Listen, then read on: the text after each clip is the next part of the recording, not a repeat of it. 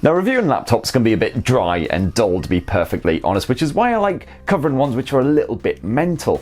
And the fresh new Asus Zenbook Duo 14 UX482, which was just launched at CES 2021, definitely fits well into that mental category with its funky dual display setup. And Asus's funky dual screen design means that the Zenbook Duo 14 is essentially every multitasker's wet dream. I've been testing it out, using it as my personal laptop for the last week or so, and here's my in-depth review. And for more on the latest greatest tech, please do subscribe and ding that notifications bell. Cheers! So first up, despite all of the crazy tech packed into this thing, the Zenbook Duo 14 is reasonably slender at just 16.9mm, and it can be carried about when needed with its 1.6 kilogram weight. It's a 14-incher, and those tiny bezels around the compact screen help to give this thing a very portable form factor. The metallic lid is tougher than 1990s Gaza with a belly full of beer, and Asus's typical spiral design helps to keep the laptop looking attractive as well, although I did find that the Zenbook Duo 14 picks up greasy, grimy fingerprints all too easily, and once they're on there, they're a bugger to shift.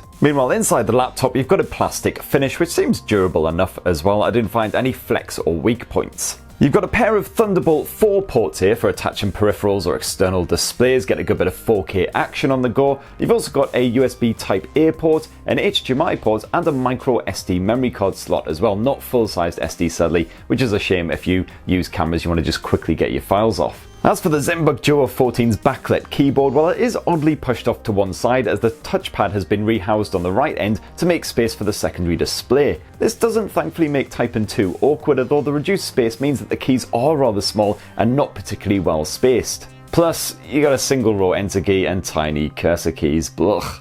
All the same, I managed to get a pretty decent touch typing speed on the go, and I really was impressed by the level of travel in the keys as well, surprisingly deep considering it's a fairly skinny laptop, and I also like the overall pleasing rigidity of the board. Now, of course, these days, thanks to our great mate COVIDs, we spend an awful lot of time doing Skyping, Zooming, Microsoft Team and whatever on our laptops, so it's important to have a decent webcam. Here on the Asus Zenbook Duo 14, it's a pretty bog standard HD effort just housed there above the screen. It'll do the job absolutely fine, but you will look a bit grainy if people are watching you full screen, and if there's any tricky lighting, it tends to be thrown off by that. There's also no kind of privacy shield or anything here on the Zenbook Duo 14, but you do at least get that tiny little dinky LED light flashing up alongside at the camera lens, so you know when it's being used by an app. And if you are zooming or whatever on the Zenbook Duo 14 without using a headset, well, you've got a pretty decent mic in there that picks up on your voice clearly, and Asus has actually implemented a clear voice feature as well, which is designed to sort of drown out everything that's going on around you and just focus on your voice. And I found that this did work impressively well, actually. It's particularly handy if, for instance, your neighbour decides to have their entire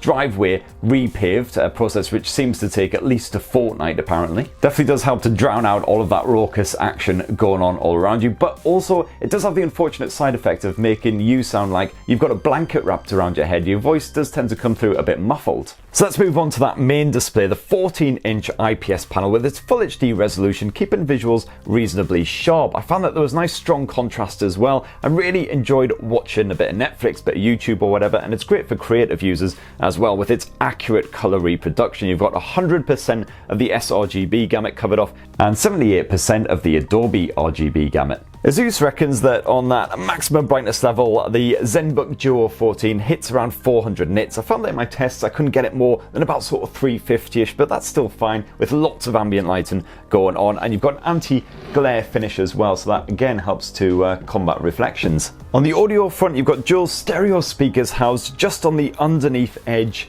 of the Zenbook Duo 14. And I've certainly found that on top volume, these pack a hell of a wallop. They're perfect for watching a bit of Netflix or something like that, even in a really noisy environment. So let's just boost up that volume to max. Even though we're only 3 short weeks into the new year, an awful lot of tech stuff has already happened. And even on that top volume, the Zenbook Duo 14 laptop manages to pump out some pretty good quality audio as well, where a lot of rivals it tends to be a little bit distorted. It sounds pretty cruddy. And that screen is pretty touch compatible as well, so you don't even need to look at that dinky little touchpad housed away there in the bottom corner. You can just get busy with your fingers right on that screen. But of course, one of the most unique features, and undoubtedly one of the highlights here on the Asus Zenbook Duo 14, is that secondary touch display, which is just nicely tilted towards you for ease of use. It boasts a 1920 by 515 pixel resolution, so it is just as sharp and gorgeous as that primary display. And of course, the greatest thing about that that secondary display is it's so easy to multitask with this bad boy here. You can just drag apps straight down there and they will just resize and refit themselves. It's all nice and straightforward. You can then maximize and minimize, do whatever you need to. And this kind of setup I've found is great for if you want to control your media down here on the bottom screen while doing other stuff on the main screen, or also if you're playing a game on that main screen, you can use the bottom screen to house a strategy guide or actually watch a walkthrough on YouTube if you're stuck at a particular bit. And also you don't even need to drag your apps about. As you can see, when you grab an app, these little icons pop up,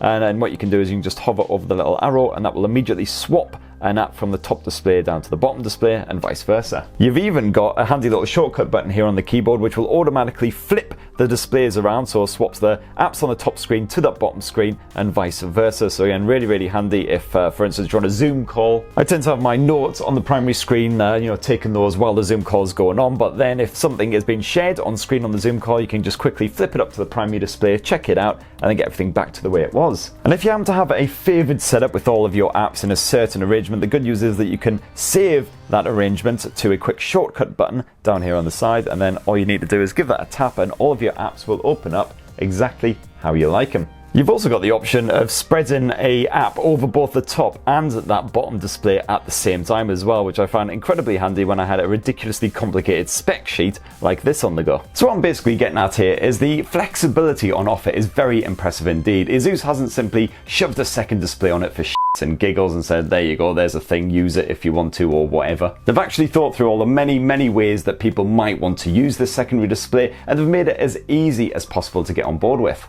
Oh, and that bottom touchscreen also has support for stylus pens as well, 4096 pressure points apparently, but I'm about as creative as a blind chimpanzee with no hands, so I didn't really test that out, to be perfectly honest. I mean, I could scribble my name and draw a stick man.